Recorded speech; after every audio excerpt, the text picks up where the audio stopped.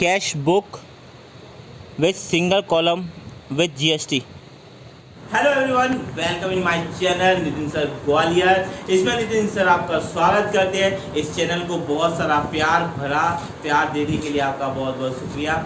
चलिए स्टार्ट करते हैं एक और नया क्वेश्चन है कैश बुक का सिंगल एंट्री कैश बुक का सिंगल कॉलम का क्वेश्चन आज हम लोग सॉल्व करने वाले हैं। सिंगल कॉलम के क्वेश्चंस में कुछ बहुत खासियत दी हुई हैं, जैसे कि हम कभी सिंगल एंट्रीज बनाते हैं तो सबसे पहले कैश बुक में एक साइड में रिसीवर होता है, दूसरी साइड में पेमेंट लिखते हैं।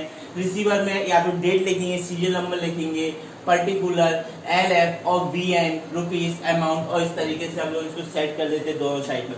सबसे पहली बात है कि LF का मतलब होता है लेजर फोलियो, हमें इसकी जरूरत नहीं पड़ेगी पर आपको पता होना चाहिए। VN का होता है वाउचर नंबर। तो ये दो चीजें होंगी। ओके, चलिए आगे बढ़ते हैं। आगे बढ़ने पर यार मैंने इसको बना लिया और पहली एंट्री देखी कैश इन हैंड 50,000 रुपीज। मेरे पास क्या है, 50,000 रुपए कैश इन हैंड है, 50,000 रुपीज मेरे पास है। मैं ठीक है, अगर 50,000 रुपए मेरे पास है तो मैं पहली एंट्री सी नंबर 1 डाल के दिया। अब एक बात समझो, जब आपके पास पेमेंट रिसीव होता है, आपके पास पैसा आ रहा है, तो उसकी जब आप कैश बुक में एंट्री करोगे तो हमेशा 2 लगा के करोगे। यानी कि कभी T और 2 से पेमेंट रिसीव करते हैं और पेमेंट दे रहा है तो Y करेंगे। बात क्लियर है? आगे बढ़ रहा है, बोला कैश इन हैंड यानी टू बैलेंस BD यानी होता है ब्रो डाउन। ओके, तो भैया 50,000 रुपए की हमारे पास पहले से बैलेंस अवेलेबल है। आगे करते हैं second day, cash purchase of 10,000 plus CGST SGST 6% for each. यानी हमने कोई चीज परचेज करी है। बेटा कोई चीज परचेज करोगे तो क्या होगा, पैसा जाएगा। पेमेंट दोगे, चीजें परचेज करोगे तो पेमेंट परचेज, यानी ये पैसा किस में आ रहा है, जो 10,000 रुपए है सॉरी 10,000 रुपए जो है वो पेमेंट अकाउंट में जा रहा है। तो 10,000 रुपए आपने कैश में दे दिया, इसके साथ में आप कोई सामान खरीद रहे हैं तो वहां पर आपका CGST SGST हो रहा है। जब भी आप किसी को GST का पेमेंट दे रहे हैं तो इनपुट होगा, यानी पेमेंट वाली साइड में जब भी GST लगाओगे तो इनपुट होगा, और रिसीवर वाली साइड में जब भी लगाओगे तो आउटपुट GST होगी। तो पेमेंट इनपुट GST दोनों में मैंने क्या किया, 6% की GST लगा दी है। कितने की, 6% फॉर ईच। 10,000 रुपए का 6% 600 रुपये, तो 600 1200 रुपये हो गया। क्लियर? थर्ड नंबर की एंट्री है। थर्ड नंबर होता है कैश सेल ऑफ 8,000, यानी हम सेल कर रहे हैं। भैया कोई चीज सेल करोगे तो क्या होगा, पैसा आएगा। कोई चीज सेल करोगे तो क्या होगा, पैसा आएगा। आपने सेल करा 8,000 रुपए का आइटम, तो मैंने सेल्स अकाउंट में 2 कर दिया, पैसा आया, मेरे पास पेमेंट रिसीव हो रहा है। 8,000 प्लस इसमें क्या है, GST भी लगाओगे तो GST क्या होगी, आउटपुट। जब भी पेमेंट रिसीव करोगे उसमें हमेशा GST कैसे लगाओगे, आउटपुट लगाओगे। तो ये आउटपुट GST जा रही है भैया 8,000 का 6%, 8×48 यानी 480 रुपीज की दोनों GST लगाइए। CGST का मतलब होता है central goods service tax, SGST का मतलब होता है state goods service tax. Okay, fourth number पढ़ते हैं, रिसीव कैश फ्रॉम मोहन 10,000। तो 10,000 रुपीज का जो कैश है वो मोहन ने मुझे दिया है, कोई GST नहीं लगनी, गुड्स एंड सर्विसेज में नहीं आ रहा, GST मेंशन भी नहीं। ओके, इसकी बात करते हैं फिफ्थ एंट्री का, परचेज फर्नीचर फॉर 5,000 रुपीज, और उसके साथ में उसमें GST लग रही है, CGST SGST। पर इसमें एक काम हो गया, किससे परचेज किया, फ्रॉम मोहन। आप जानते हैं मैंने एंट्रीज पढ़ा दी, जनरल्स पढ़ा दी, सारी चीजें पढ़ा दी। जब भी अगर किसी बंदे का नाम लिख दिया तो यानी वो क्या किया, आपने उधारी ली। कैश बुक में उधारी नहीं लिखेंगे, इसको क्या लिख देंगे, फिफ्थ नंबर की entry fifth is credited term.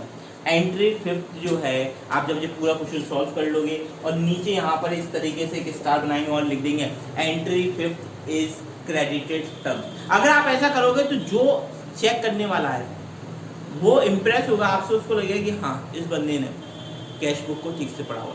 तो आप समझ लो जब भी उधारी की कहानी है तो उसे एक अलग से स्टार, जैसे आप लोगों ने देखा होगा ना, कोई चीज की टेबल बनी होती है उसके नीचे लिखा है star, terms and condition apply, ऐसी ही है। तो स्टार में मैंने क्या कर दिया, स्टार में हो गया, क्या किया हुआ है, ये क्या है, एंट्री नंबर 5 जो है वो क्रेडिटेड टर्म है, इसलिए हम लोग कैश बुक में नहीं लिखेंगे, हमारी उधारी।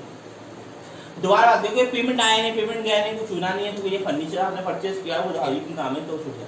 फिर बात करें 6 नंबर की एंट्री, यहाँ पर बात कर रहा है कि पेड वेजेस, आपने 2,000 रुपए का मजदूरी दी है। वेजेस देने पर ना तो गुड्स लगेगा, ना CGST लगेगी, ना SGST लगेगी, इनमें से कोई नहीं लगेगा। बात करते हैं 7 नंबर का। 7 number receive commission, commission receive हुआ। अगर आपने कमीशन रिसीव किया तो क्या है, पैसा आया आपके। पैसा क्या हुआ, रिसीव हुआ। रिसीव हुआ तो रिसीवर वाली साइड में आएगा, साथ में उसमें क्या लग रहा है 6% जीएसटी। 1000 रुपये पर जीएसटी लगाओगे 6%, 60 रुपये फॉर ईच, 60 रुपये यहाँ पर, 60 रुपये यहाँ पर। रिसीव जब भी होता है जीएसटी क्या होगी, आउटपुट हो गई। जीएसटी क्या होगी, आउटपुट हो गई। आउटपुट जीएसटी 60 रुपये की। यहाँ के साथ में लास्ट रेंट है पेड रेंट 6000 रुपीज, उस पर जीएसटी लगा है। तो पेड रेंट का क्या, रेंट अकाउंट में आ गया। रेंट दे रहे हो, पेमेंट कर रहे हो, पेमेंट वाली साइड में लिखोगे। इसकी जीएसटी कैसे होगी, दोनों की दोनों जीएसटी कैसे हो जाएंगे, इनपुट जीएसटी हो जाएंगे। दोनों की दोनों जीएसटी कैसे हो जाएंगे, इनपुट जीएसटी हो जाएंगे और ज्यादा काम होता है। इतना काम निपटाने के बाद में यहाँ पर पेमेंट रिसीव हुआ है, यहाँ पर खर्चा हुआ है, पेमेंट आपने क्या किया, दिया। ये आपकी इनकम है, ये आपका एक्सपेंडिचर है। अगर सीधे शब्दों में बोलूं तो सबसे पहले आपने अपनी इनकम देखी तो कितना हुआ, 50,000, 8,000 यानी 58,000, 10,000 यानी 68,000, 86,000, 69,000, फिर यहाँ पर 960 ये हो गया और 120 हो गया, यानी कि ये ओवरऑल हो गया 70,080 रुपए। यानी कि आपके पास ये सारी ये 8 एंट्री करने के बाद आपका जो कैश में पेमेंट आया है वो कितना हो गया, 70,080 रुपए। बात क्लियर है? ओके, तो आप लोगों को एक बात क्लियर हो जाएगी, 70,080 रुपए आपका पेमेंट रिसीव हो गया है। अब हम बात करते हैं आपने पेमेंट कितने लोगों को दिया। तो जब बच्चे ने 10,000, 600, 2,000, 6,000, 360, जब इन सबका टोटल करूंगा, इन सबके टोटल को हम शो नहीं करते, पर मैं आपको बताऊंगा इन सबका जब आप टोटल करोगे तो ये टोटल पहुंचेगा 19,920 रुपए को। ये टोटल पहुंचेगा 19,920 रुपए को। तो सर यहाँ का बैलेंस कैसे, क्या बैलेंस सीडी कैसे करते हैं? बैलेंस सीडी करना बहुत आसान बात है। बैलेंस सीडी करने के लिए आपने क्या किया, जो आपके पास टोटल पेमेंट आया था 70,080, उसमें से आपने 19,920 रुपए को माइनस कर दिया।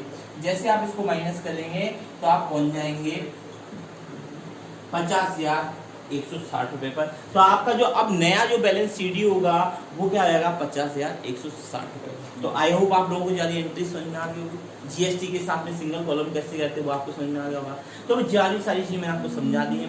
अब हम लोग बात करेंगे डबल कॉलम की एंट्रीज की। तो डबल कॉलम एंट्रीज किस तरीके से करते हैं उसको मैं आपको एक नए वीडियोस में सिखाने वाला हूँ। पर वो वाली चीज समझने के लिए आपको सबसे पहले चैनल को सब्सक्राइब करना पड़ेगा, लाइक करना पड़ेगा और अपने कमेंट लिखना पड़ेंगे। आखिरकार आप अकाउंट में, बिजनेस स्टडी में, स्टैटिक्स में या फिर इकोनॉमिक्स में आप कहाँ पर प्रॉब्लम आ रही है आप उनको कमेंट में लिखें, मैं उनको उनके ऊपर भी कुछ वीडियोस बनाऊंगा। Bye bye.